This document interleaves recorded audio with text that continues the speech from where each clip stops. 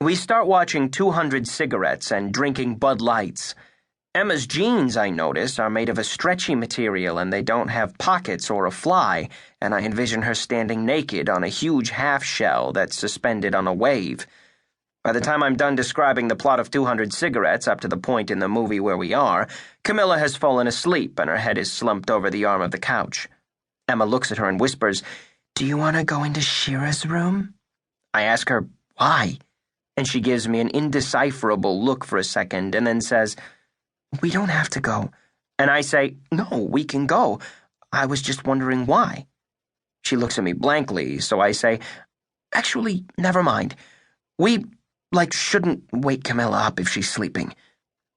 So we walk quietly into Shira's room, and Emma closes the door and sits down on the side of Shira's bed, and Emma picks up a copy of Cosmopolitan off the nightstand and opens it and starts flipping through it.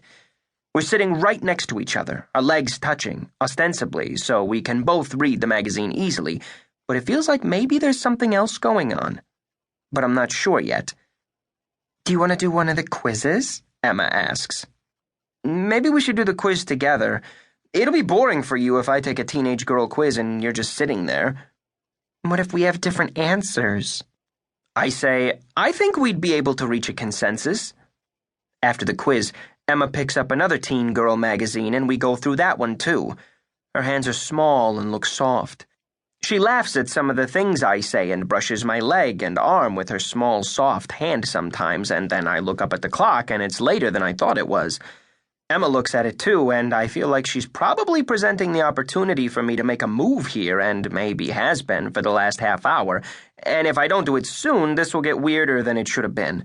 So I go to the bathroom to wash my face and then come back and sit down on the other side of her. It's easier for me to kiss her from this side, and I put my hand up to her face and start kissing her, and she kisses back. I get that rush of good feelings. We kiss on the side of the bed for about 5 minutes, and then she pulls away, and we look at each other for 2 or 3 seconds. She breathes a little, and her breath smells good. Emma smiles a little bit and excuses herself to go to the bathroom. I hold my hand in front of my face and breathe softly against my palm. It smells okay. Then Emma comes back and turns the light off and pushes me down onto Shira's bed and gets on top of me, and we start making out again, and I feel like a 14-year-old whose older sister's friend is introducing him to manhood.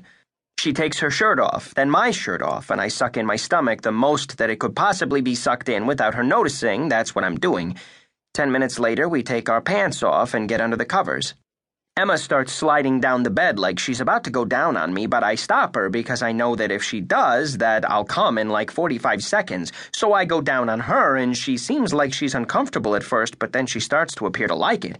Then I come accidentally with almost no physical provocation, which is pretty embarrassing if she noticed.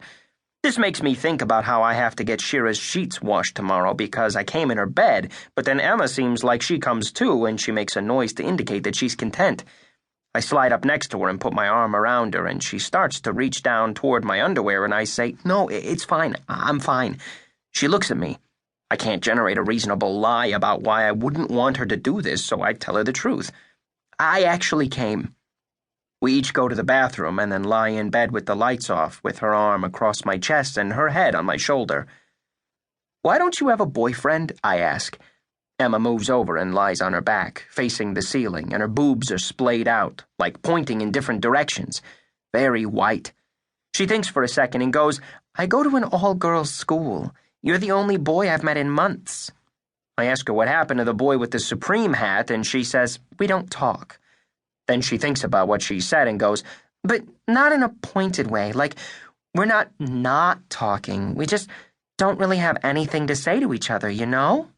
I nod and try to smell her hair without her noticing. The next morning, Emma has to go back to school, so I walk her to the subway.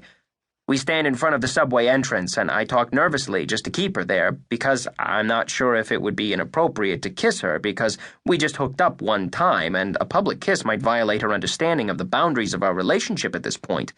But then I do it anyway, and she kisses back, but it's more of a peck. She gives me her phone number and goes into the subway, and then I go back to Camilla's and take Shira's sheets to the laundry.